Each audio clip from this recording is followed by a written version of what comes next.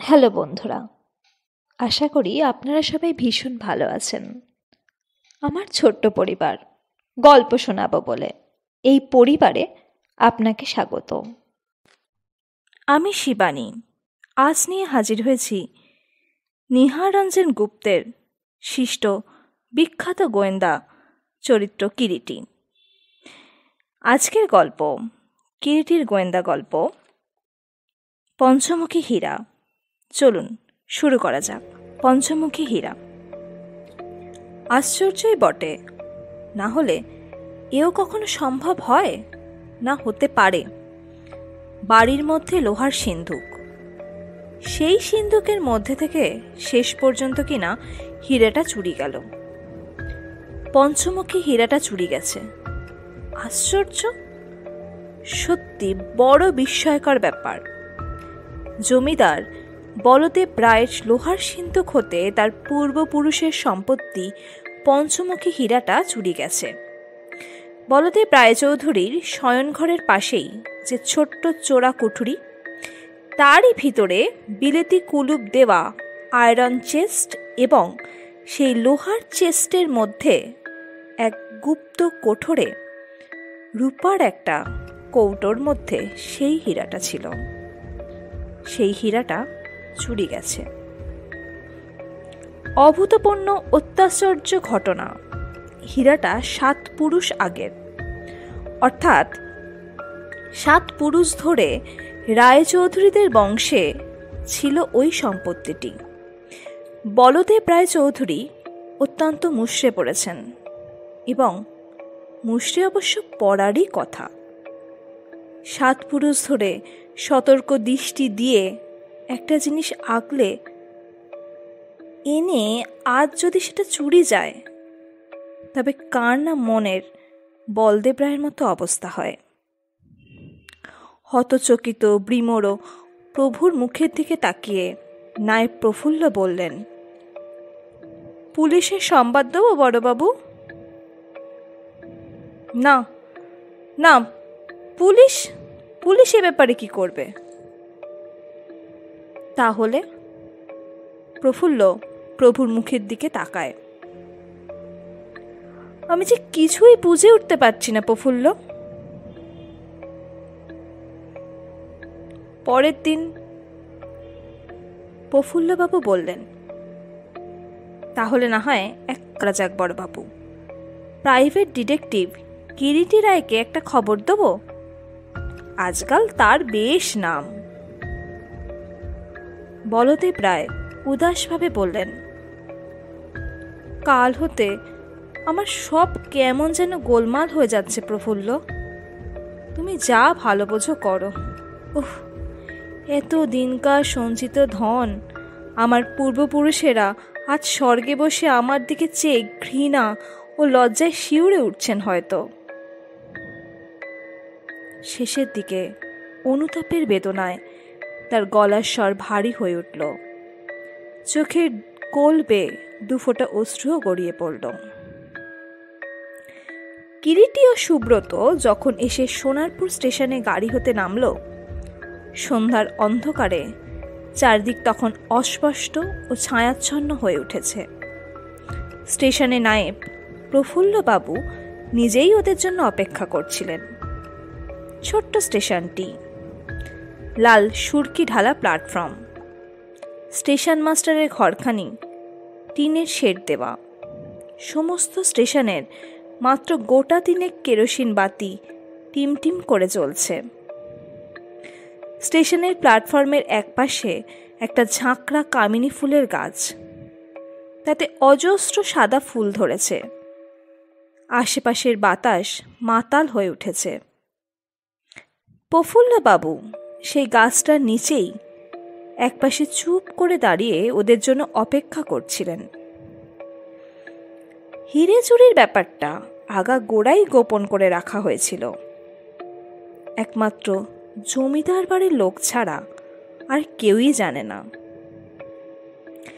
কিরিটি আর সুব্রত এক 3rd class কামরা হতে নেবে স্টেশন মাস্টারের হাতে 2টো টিকিট দিয়ে ইতস্তত তাকাতে তাকাতে এগিয়ে চলল।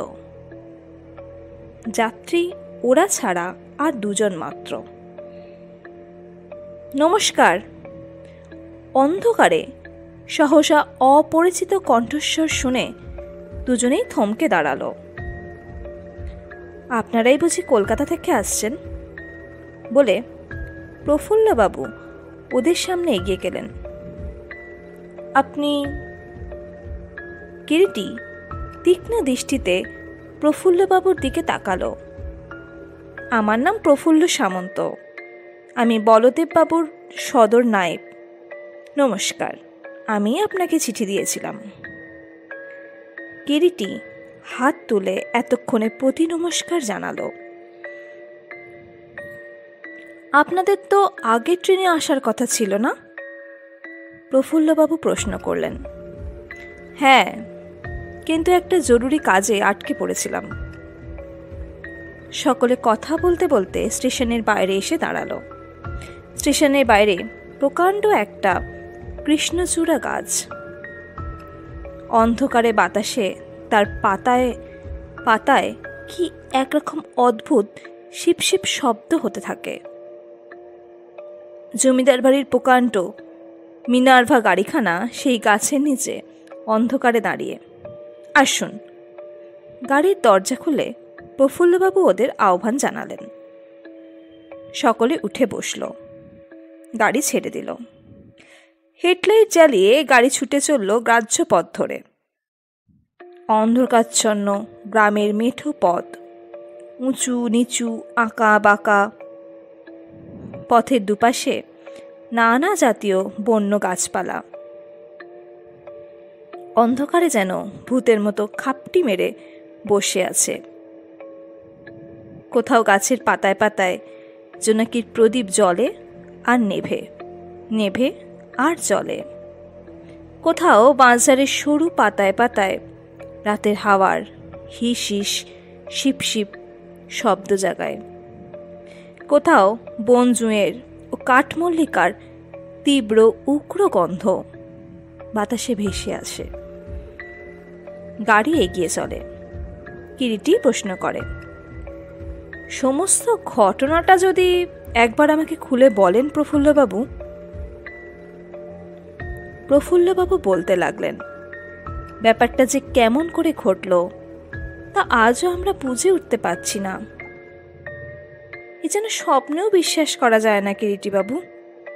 কর্তার শয়নঘরের সংলগ্ন পাশের ছোট্ট চোরা কুঠুরিতে বিলিতি কুলুপ আটা আয়রন চেস্টে সেই হীরাটা ছিল। লাটের কিস্তির টাকা দেওয়ার তারিখ সেদিন। আগের দিন সেই টাকা আমি আর কর্তাবাবু দুজনে মিলে আয়রন চেস্টে রেখে আসি।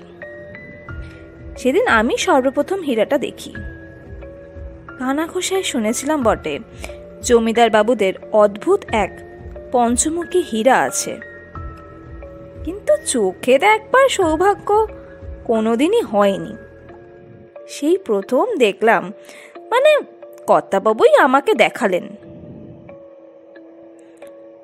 কতদিন বলদেববাবুর ওখানে চাকরি করছেন প্রফুল্লবাবু? হঠাৎ কিরিটি কথার মধ্যে প্রশ্ন করে। তা বৎসর সাতেক তো হবেই।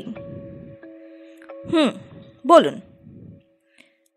প্রফুল্লবাবু আবার তার বক্তব্য শুরু করতে যাবেন, হঠাৎ আবার কিরিটি বলে ওঠে, আচ্ছা, ওদের যে এই বহুমূল্য পঞ্চমুখী হীরাটা আছে, এ কথাটা তো খুবই গোপনীয় না?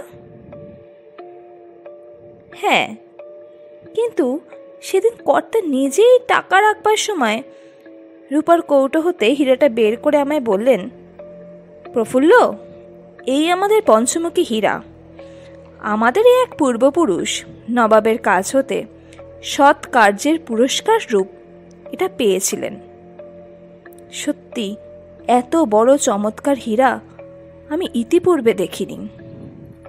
সন্ধ্যার অস্পষ্ট আলোয় একটা অদ্ভুত চাপা দ্যুতি যেন সেই হীরার ভিতর থেকে ঠিকরে বেরিয়ে আসছে। চোখ যেন ঝলসে যায়। খুব কম হলেও হীরাটার দাম বোধ করি 50-60 হাজার টাকা তো হবেই। কর্তা বলতে লাগলেন, প্রফুল্ল, এই পঞ্চমুখী হীরাই আমাদের ঘরের লক্ষ্মী। তারপর আবার আমার সামনেই সেই হীরা সিন্ধুকে বন্ধ করে চাবি লাগিয়ে আমরা ঘর হতে বের হয়ে গেলাম। পরের দিন বেলা 7টার সময় আমি যখন কর্তাবাবুর কাছে কিস্তির টাকা চাইতে গেলাম, কর্তাবাবু বললেন, চলো আয়রন চেস্ট হতে বের করে তোমার টাকা দেইগে। কিন্তু আয়রন চেস্ট খুলতে গিয়ে তার চাবিটা খুঁজে পাওয়া গেল না। তাই তো, চাবি কোথায় গেল? ভয়ানক চিন্তার বিষয়। এখন উপায়? কর্তাবাবুর বিছানার নিচে যেখানে সাধারণত চাবি থাকে সেখানে ও অন্যান্য সম্ভব অসম্ভব সমস্ত জায়গায় তন্ন তন্ন করে চাবি খোঁজা হলো, কিন্তু চাবিটা পাওয়া গেল না কোথাও। কর্তাবাবু একেবারে পাগলের মতো হয়ে উঠলেন। বললেন, কি হলো প্রফুল্ল, চাবি কোথায় গেল? বললাম, তাই তো বাবু, আমিও তো কিছু বুঝে উঠতে পারছি না। আপনার ঠিক মনে আছে তো চাবি অন্য কোথাও রাখেননি? না। কাল সিন্ধুকে টাকা রাখবার পরে আর কি সিন্ধুক খুলেছিলেন? না। তারপর হঠাৎ যেন চিন্তিতভাবে বললেন, আচ্ছা প্রফুল্ল, মনের ভুলে কাল চাবিটা ও ঘরেই ফেলে রেখে আসেনি তো?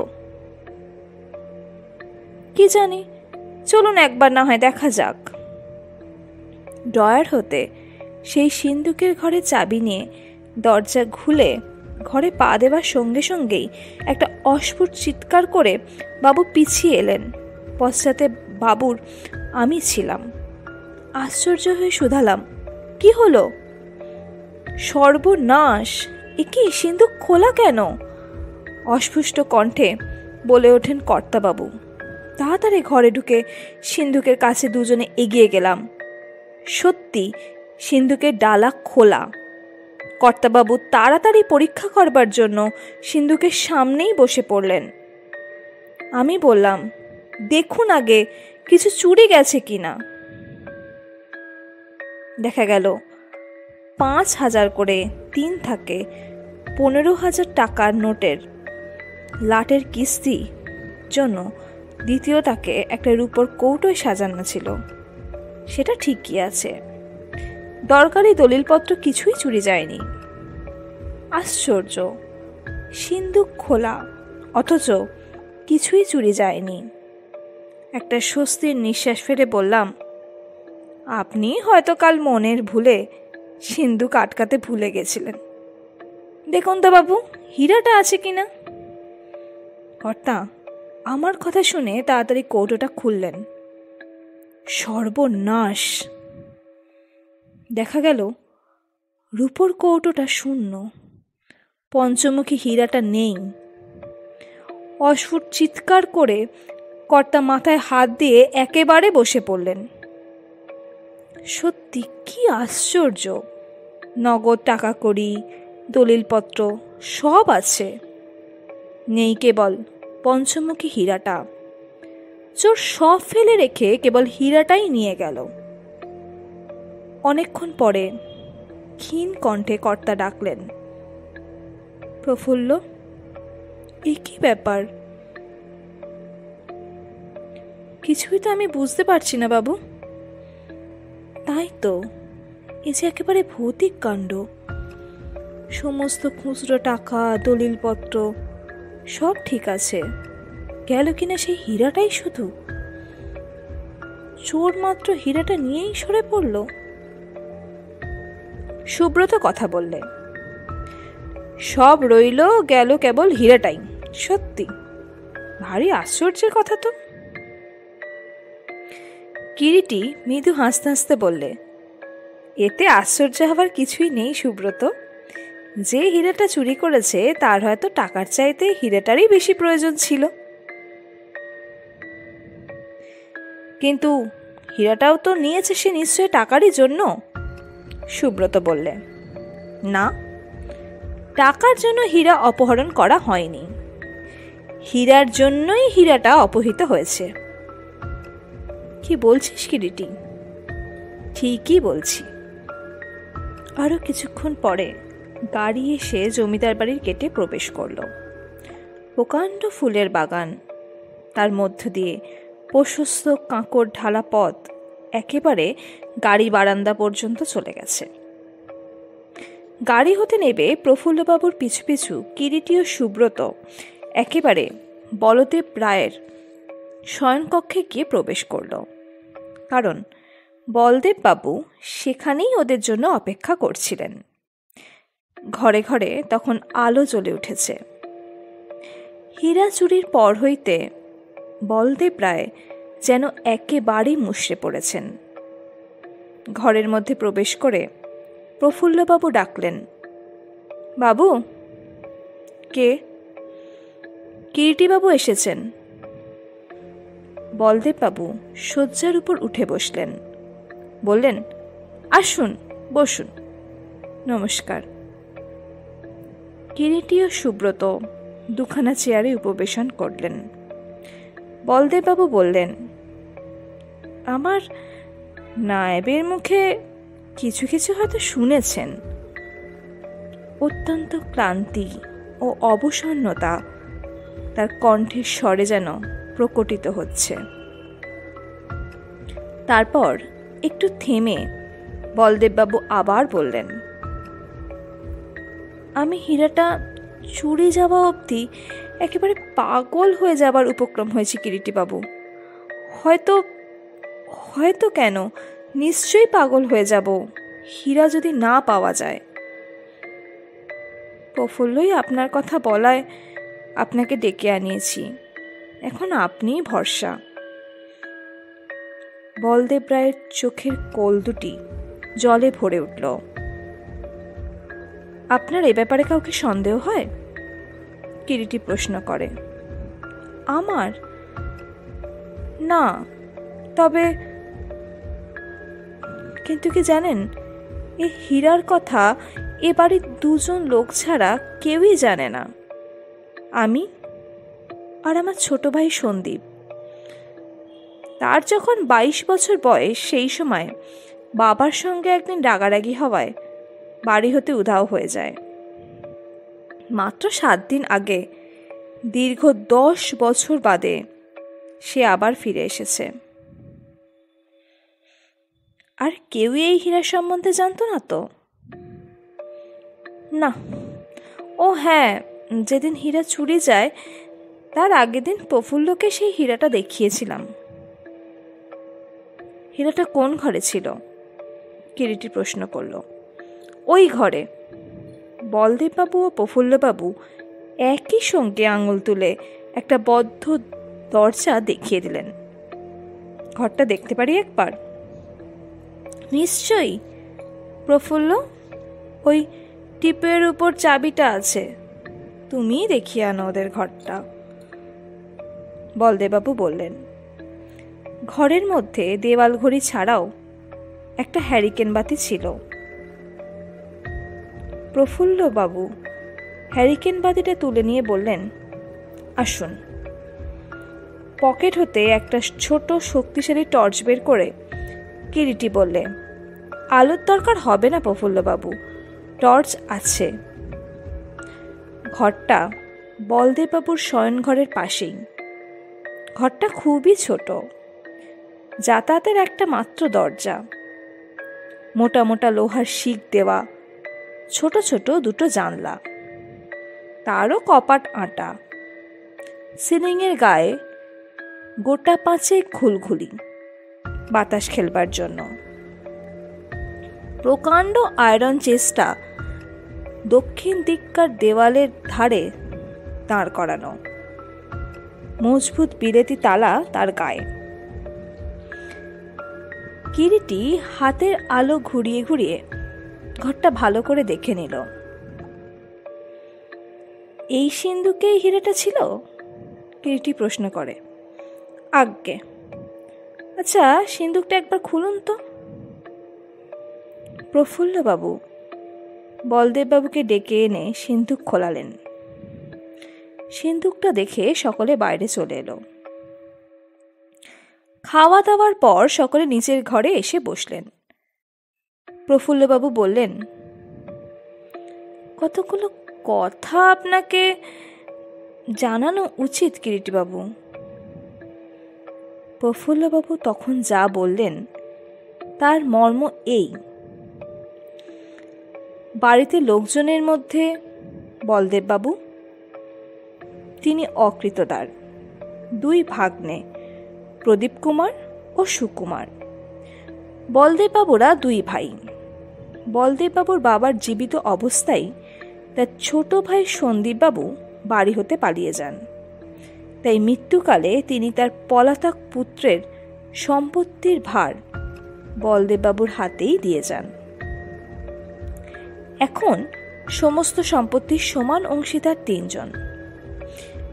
সন্দীপবাবু যখন বাবার সঙ্গে রাগারাগি করে বাড়ি হতে পালিয়ে গেলেন এবং 5 বৎসরের মধ্যেও ফিরলেন না, তখন বলদেববাবুর বাবা উইল করে প্রদীপ ও সুকুমারকে 1 অংশ ও 2 অংশের ভার বলদেববাবুর হাতে দিয়ে গেলেন এবং বলে যান, যদি কোনোদিন সন্দীপবাবু ফিরে আসেন তবে সম্পত্তির 1 অংশ সন্দীপবাবু পাবেন, আর যদি একান্তই না ফেরেন তবে ওই অংশ সমানভাবে প্রদীপ ও সুকুমারবাবু পাবেন। দীর্ঘ 10 বৎসর পরে সন্দীপবাবু ফিরে এলেন। বলদেববাবু বহুকাল পরে ভাইকে পেয়ে সুখী হলেন। সন্দীপবাবু ফিরে আসার 2 দিন পরের ঘটনা। একদিন প্রফুল্লবাবু সন্ধ্যায় অল্প কিছু পরে কি একটা জরুরি কাজে বলদেববাবুর সঙ্গে দেখা করবার জন্য উপরে গেছেন। দেখলেন বলদেববাবুর ঘরের দরজাটা ভিতর হতে বন্ধ। ঘরের ভিতর কাদের চাপা তর্ক বিতর্কের আওয়াজ পাওয়া যাচ্ছে। প্রফুল্লবাবুর কৌতূহল হলো। তিনি ঘুরে ওপাশের বারান্দা দিয়ে বলদেববাবুর পিছনে ঘরে গেলেন। সেখানে জানলার পিছনে গিয়ে দাঁড়ালেন। বলদেব ও সন্দীপবাবুর গলা শোনা গেল, আমি টাকা কোথায় পাবো? সামনেই লাটের কিস্তি। বলদেববাবু বলছেন, সে তুমি যেখানেই পাও, আমার দেখার দরকার নেই। আমার 50,000 টাকা চাই। এতদিন তুমি একা একা সব বিষয় সত্যভোগ করে এসেছো দাদা, এখন ও চালাকি খাটবে না। টাকা আমায় দিতেই হবে, যেখান থেকে যেমন করেই হোক। তাতে যদি তোমার লাটের কিস্তি ভেঙেও যায় তো যাক। আর টাকা যদি না দেই? বলদেববাবুর স্বরে কঠোরতার আভাস। না দেই? এ কি ছেলে খেলা দাদা? বলে সন্দীপবাবু হেসে উঠলেন। তারপর আবার বললেন, শোনো দাদা, টাকা যখন আমার চাই এবং তোমারও হাতে যখন টাকা এখন নেই, তোমায় একটা উপায় বাতলে দিতে পারি, যদি ভালো বোঝো। কি শুনি? আমাদের পূর্বপুরুষের পঞ্চমুখী হীরাটা সিন্ধুকে আছে, সেটা বিক্রি করলে তো প্রায় 60-70 হাজার টাকা পাওয়া যাবে। সেটিই না হয় বিক্রি করে দাও। এ তুই কি বলছিস সন্দীপ? বলদেববাবু বলেন, ঠিকই বলছি। হীরাটা সিন্ধুকে রেখে দিলেই বা কি লাভটা হবে শুনি? জানিস ওটা সংসারের লক্ষ্মী। All nonsense. দূর হয়ে যা মূর্খ নেশাখোর, 1 পয়সাও তুই পাবি না। নেশাখোর আমি সত্য, আর অধঃপাতের পথে নেমেছি বলেই আজ আমার এই দুর্দশা। না হলে টাকা আমি পথে ধুলোর মতোই দেখতাম, কিন্তু টাকা আমার চাই। শোনো, বিষয়ের উপর আমার এতটুকুও লোভ নেই। বিষয় সব তোমায় আমি লিখে দিতে রাজি আছি, কিন্তু 50,000 টাকা আমার চাই, এবং সেটা পরশুর মধ্যেই চাই। আর এই আমার শেষ কথা। টাকা যদি না পাই তবে ওই পঞ্চমুখী হীরা যেমন করে হোক নিয়ে গিয়ে বিক্রি করে টাকার জোগাড় করব। বলতে বলতে পাশের দরজা ঠেলে সন্দীপবাবু বেরিয়ে গেলেন ঘর হতে। এরপর সকলেই কিছুক্ষণ চুপচাপ। তারপর এক সময় হঠাৎ কিরিটি প্রশ্ন করে, হীরাটা চুরি যায় কবে প্রফুল্লবাবু? যেদিন দুই ভাই তর্কাতর্কি হয় তার পরের রাত্রে। প্রদীপবাবুর কি হীরার কথা জানতেন? না, হীরা চুরি যাওয়ার পর শোনেন। আর সুকুমার বাবু, তিনিও। পরের দিন প্রত্যুষে প্রথমেই কিরিটি সন্দীপবাবুর ঘরের দিকে চলল। সন্দীপবাবু তখন বিছানায় শুয়ে একটা বই পড়ছিলেন। কিরিটি গিয়ে ঘরে প্রবেশ করল। ভদ্রলোকের চেহারাটা রোগা, মুখটা ভেঙে গেছে, চোখে মুখে একটা সুস্পষ্ট অত্যাচারের চিহ্ন। কিরিটির পদশব্দে শয্যা হতে না উঠেই সন্দীপবাবু প্রশ্ন করলেন, কে আপনি? কি চান? নমস্কার জানিয়ে পরিচয় দিয়ে কিরিটি বললেন, আপনাকে একটু বিরক্ত করতে এলাম।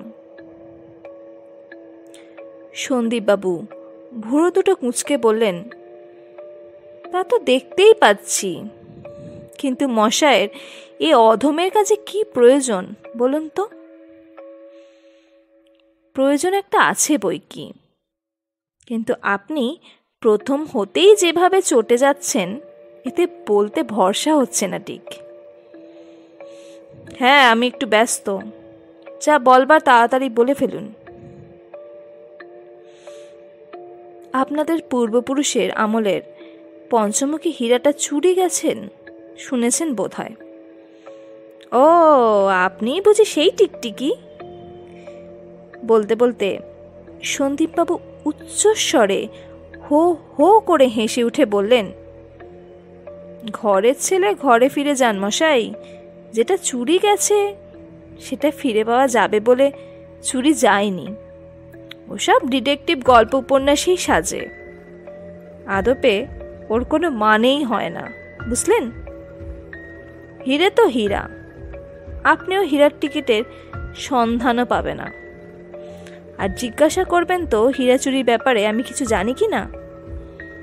তার উত্তরে জানাচ্ছি, না, কিছু জানি না। শুনেছেন, কিচ্ছু জানি না। এখন যেতে পারেন। কিন্তু হীরা চুরি যাওয়ার আগের দিন রাত্রে কোন বিষয় নিয়ে বলদেববাবু, মানে আপনার দাদার সঙ্গে আপনার বচসা হয়েছিল না? সে নিশ্চয়ই আপনার মনে আছে বলে কিটি তীক্ষ্ণ দৃষ্টিতে সন্দীপবাবুর মুখের দিকে তাকালো। এবারে সন্দীপবাবু তীক্ষ্ণ দৃষ্টিতে ফিরে তাকালেন কিরিটির দিকে। কে বললে? আমি জানি লুকিয়ে কোনো লাভ নেই, আর এও আমি জানি যে অসৎ পথে অসৎভাবে জীবনযাপন করতে গিয়ে বাইরে আপনার বিস্তর দেনা, এবং সেই জন্যই বর্তমানে আপনার বিস্তর টাকারও দরকার, কেমন কি না? সন্দীপবাবু কটমট করে কিরিটির দিকে তাকাতে লাগলেন। তারপর বলে উঠলেন, আপনি তো আচ্ছা অভদ্র মশাই, যান যান, আপনার নিজের অন্য কাজ থাকে তো যান, বিরক্ত করবেন না। অগত্যা কিরিটিকে উঠতেই হলো। ওদের ভাগ্নে সুকুমার সাধারণত কলকাতাতেই হোস্টেলের থেকে পড়ে, ছুটিতে এসেছে। ছেলেটি যেমন সাদাসিধে তেমনই নিরীহ। কিরিটি সুকুমারের সঙ্গে দু চারটে কথা বলে নিচে নেমে এলো। প্রদীপবাবু লোকটিকেও কিরিটি নিরীহ বলেই মনে হলো। বলদেববাবুর জন্তু জানোয়ার পোষবার খুব শখ। খাঁচা ভর্তি নানা জাতীয় পাখি, ময়ূর, কুকুর, খরগোশ প্রভৃতি। নিচে বাগানের দিকে একটা হল ঘরের মতো আছে, সেখানেই পশু পাখিগুলো থাকে। একজন মালি আছে, সেই ওগুলো দেখাশোনা করে। ঘরের মাঝখানে একটা বাঁধানো চৌবাচ্চা, সেটায় লম্বায় প্রায় হাত তিনেক, পাশেও হাত দুই হবে, গভীর প্রায় হাত দেড়েক, তার মধ্যে নানা জাতীয় মাছ। ঘুরতে ঘুরতে কিরিটি সেই ঘরে এসে ঢুকল। বলদেববাবু চৌবাচ্চার পাশে দাঁড়িয়ে জলের মধ্যে খাবার ছুঁড়ে দিচ্ছেন আর মাছগুলো টুপটুপ করে গিলে নিচ্ছে। কিরিটির পদশব্দে বলদেববাবু মুখ তুলে তাকিয়ে বললেন, এই যে আসুন মিস্টার রায়। কি করছেন? কিরিটি প্রশ্ন করে। মাছগুলোকে খেতে দিচ্ছি। এদের আমি রোজ নিজ হাতেই খাওয়াই, এরা আমার বড্ড প্রিয়। কিরিটি দেখলে লাল নীল নানা রঙের ছোট বড় মাছ চৌবাচ্চার স্বচ্ছ জলে সাঁতরে বেড়াচ্ছে। রাত তখন গভীর, জমিদার বাড়ির সকলেই ঘুমে ঢলে পড়েছে। কিরিটি শুধু একা এখনো জেগে একটা কাগজের উপর আপন মনে হিজিবিজি ডাক কাটছে। কিরিটি আর সুব্রতকে থাকবার জন্য লাইব্রেরি ঘরটা ছেড়ে দেওয়া হয়েছে। সহসা বারান্দায় কারো পায়ের শব্দ পাওয়া যায়, চাপা সতর্ক শব্দ। পা টিপে টিপে কে বুঝি হেঁটে যাচ্ছে। কিরিটি সতর্ক হয়ে উঠল।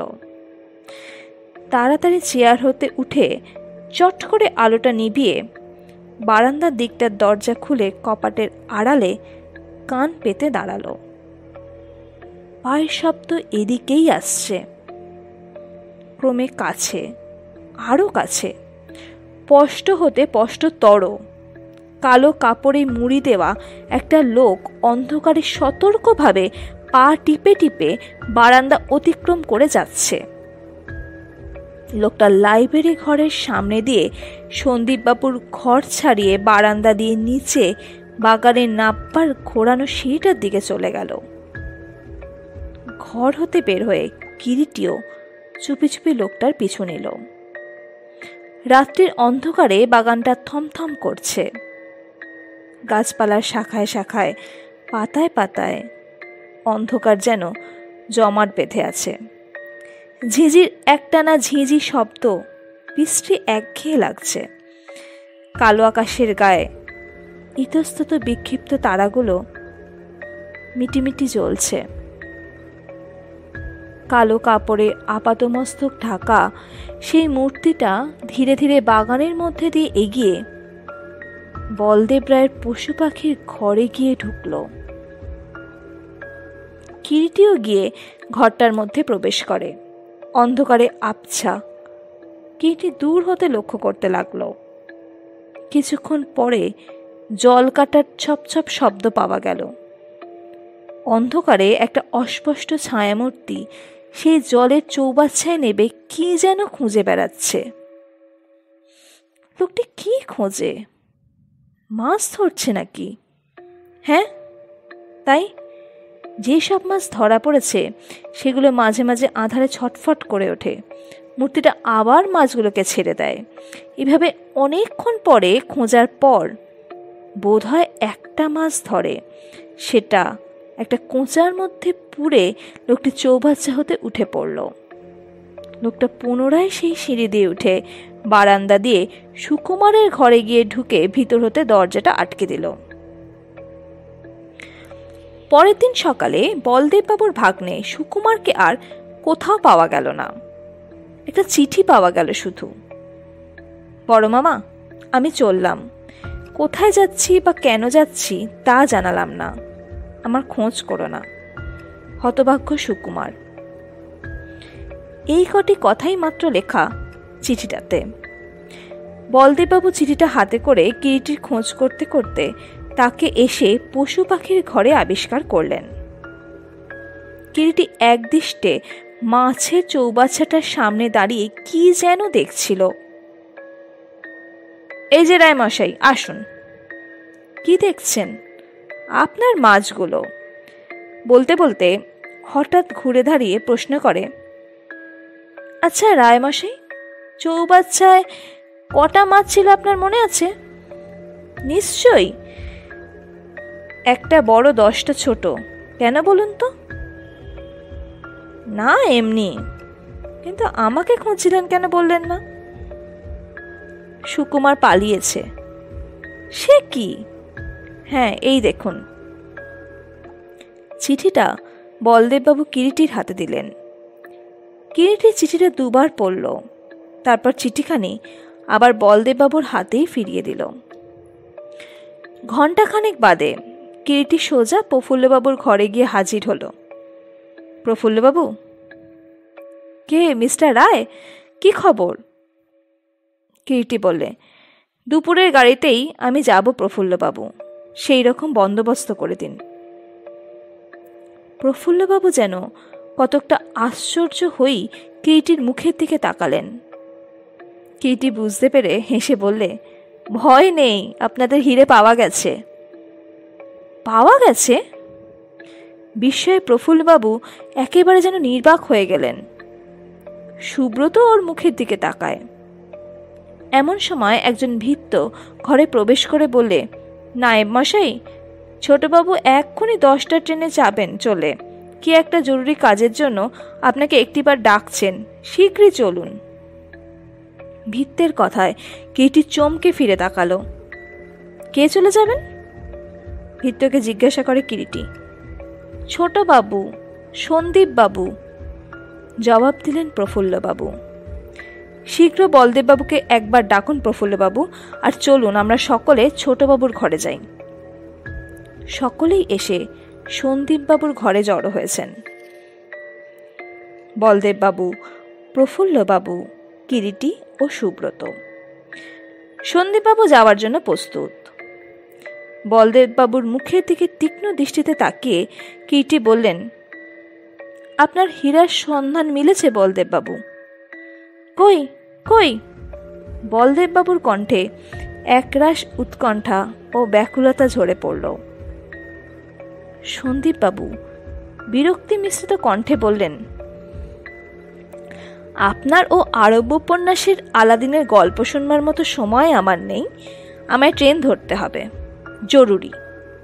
বলতে বলতে তিনি সুটকেস ও বিছানার দিকে একটু এগিয়ে গেলেন। ক্ষিপ্ত গতিতে সরে এসে ডান পাটা সন্দীপবাবু সুটকেসের উপর তুলে দিয়ে বজ্র নিঘ্রষে কিরিটি বললে, হ্যাঁ যাবেন বই কি, আর আরব্য উপন্যাসের গল্প অনেক সময় শুনতে ভালো না লাগলেও শুনতে হয়। জানেন না, একটা চলতি কথা আছে, ফ্যাক্টস আর স্ট্রেঞ্জার দেন ফ্রিকশনস। সন্দীপ ক্রুদ্ধ হয়ে ফিরে তাকালেন, বললেন, এসবের মানে কি? মানে অতি সহজ ও সরল। পঞ্চমুখী হীরেটা ফিরিয়ে দিয়ে আপনি যেখানে খুশি যেতে পারেন, তাতে আমার এতটুকু আপত্তিও নেই মশাই, জানবেন। মুহূর্তে যেন সন্দীপবাবুর মুখখানা ছাইয়ের মতো সাদা হয়ে গেল, সামনে যেন ভূত দেখছেন। পরেক্ষণেই সে ভাবটা কাটিয়ে নিয়ে ব্যঙ্গ মিশ্রিত কণ্ঠে বললেন, বলেন কি, আপনার কি ধারণা হীরাটা তাহলে আমিই চুরি করে নিয়ে পালাচ্ছি? না, আপনি হীরা চুরি করেননি বটে, তবে চোরের উপর বাটপাড়ি করে পালাচ্ছেন এ কথা সত্য। আপনার ওই সুটকেস খুলুন, দেখুন হীরা পাওয়া যায় কিনা। সহসা বলদেববাবু এক লাফ দিয়ে সুটকেসের উপর ঝাঁপিয়ে পড়লেন এবং ক্ষিপ্ত হস্তে সুটকেসটা খুলে ফেলে হাতড়াতে হাতড়াতে একটা সিগারেটের খালি টিনের কৌটোর মধ্যে হীরাটা পাওয়া গেল। বলদেববাবু সউৎসাহে বলে উঠলেন, পেয়েছি পেয়েছি, এবং পরেক্ষণেই সন্দীপবাবুর দিকে ছুটে এসে রুখে দাঁড়ালেন, বললেন, চোর বদমাস, হীরা চুরি করে পালাচ্ছিলি, তোকে আজ খুনই করব।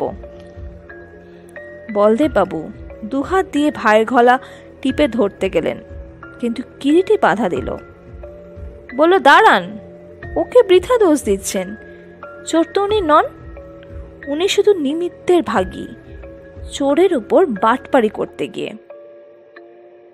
তবে শুনুন, সন্দীপবাবুর প্রথম হতে কোনোদিনই হীরাটার উপরে লোভ ছিল না।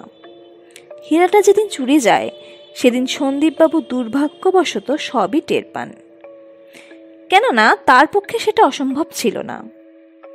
তার শোয়ার ঘরের বাথরুমের সঙ্গেই হচ্ছে সিন্ধুকের ছোট কুঠুরি। তিনি হয়তো বাথরুমে গিয়েছিলেন, বিশেষ টাকার প্রয়োজন, তাই দাদার কাছ হতে টাকা কেমন করে পাওয়া যেতে পারে সে চিন্তায় সে রাত্রে তিনি হয়তোবা জেগেই ছিলেন। পাশের ঘরে চাবি দিয়ে সিন্ধুক খোলার শব্দে তিনি উৎকর্ণ হয়ে ওঠেন। চোর বলদেববাবুর ঘরের ভিতর হতে হিরে চুরি করে বলদেববাবুর বাথরুমের ভিতর ঢুকে বারান্দা দিয়ে বের হয়ে সিঁড়ি দিয়ে বাগানে যায়। সন্দীপবাবু তাকে অনুসরণ করেন। চোর সোজা বাগান দিয়ে বলদেববাবুর পশু পাখির ঘরে গিয়ে ঢোকে এবং মাছের খাবারের মধ্যে হিরেটা পুড়ে সেই চৌবাচ্চায় ফেলে দেয়। একটা মাছ খাবারের সঙ্গে সেটা গিলে ফেলে। চৌবাচ্চার মধ্যে নানা আকারের মাছ আছে, ছোট মাছের পক্ষে সেটা গিলে খাওয়া সম্ভব নয়। একটা লাল রঙের বড় মাছ ছিল, সেটাই হীরাটা গিলে খায়। আগাগোড়া সমস্ত ব্যাপারটাই সন্দীপবাবু দেখেন। তারপর পরপর 2 রাত্রি সন্দীপবাবু সেই মাছটি ধরবার চেষ্টা করেন এবং 3য় রাত্রে অর্থাৎ কাল সেই মাছটা ধরে এনে তার পেট কেটে হীরেটা বের করে নেন। কিন্তু তিনিও একটু চালাকি খেলেন। তার ঘর হতে তিনি সুকুমারের ঘরে যান এবং তার জামা কাপড় পরে জলে নেবে মাছ ধরেন, যাতে ভিজে জামা কাপড় সুকুমারের ঘরে পেলে আসল চোরের সন্দেহটা সুকুমারের উপর গিয়ে পড়ে। রাতারাতি সুকুমারকে মৃত্যু ভয় দেখিয়ে তাকে দেশত্যাগী হতে বাধ্য করেন, যাতে তার উপর কোনো সন্দেহই পড়তে আর বাকি না থাকে। পাকাপোক্তভাবে বেচারি সুকুমারের উপরেই সমস্ত সন্দেহ গিয়ে পড়ে। মজা হয়েছে এইখানেই। আসল যে চোর সে চাইছিল আবার সন্দীপবাবুর ঘাড়ে সমস্ত সন্দেহটা চাপাতে। সকলে স্তব্ধ বিস্ময়ে কিটির কথাগুলো শুনছে। প্রফুল্লবাবু প্রশ্ন করলেন, তবে আসল চোর কে? বিদ্যুৎ গতিতে ফিরে দাঁড়িয়ে সম্মুখে অঙ্গুলি নির্দেশ করে কঠিন কণ্ঠে কিরিটি বললে, আসল হীরা চোর, দুষ্কর্মের হোতা আপনাদের সকলের সামনে হীরার মালিক স্বয়ং বলদেব বাবুই। আবেগে উত্তেজনায় কিরিটির সর্বশরীর থরথর করে ঘন ঘন কম্পিত হচ্ছে। এর চাইতে ঘরের বাইরে বজ্রপাত হলেও বোধহয় সকলে এতটা চমকে উঠত না। কিরিটি বলতে থাকে, হীরা আসলে যে কে চুরি করেছে সেটা এখানে প্রথম দিন স্টেশনে নেবে প্রফুল্লবাবুর মুখে সব কথা শুনেই বুঝতে পেরেছিলাম এবং এও বুঝেছিলাম চোরের পর বাটপাড়ি হয়েছে। নচেত আমার খোঁজ না করে বলদেববাবু পুলিশকেই সংবাদ দিতেন। তারপর বলদেববাবুকে লক্ষ্য করে কিরিটি বলতে লাগলো, আপনারা হয়তো ভাবছেন কেমন করে জানলাম। সেও খুব সহজেই। হীরাটার প্রতি প্রফুল্লবাবুর বলদেববাবুর অহেতুক দৃষ্টি আকর্ষণ করার ব্যাপারটাই এক্সপোজ এভরিথিং।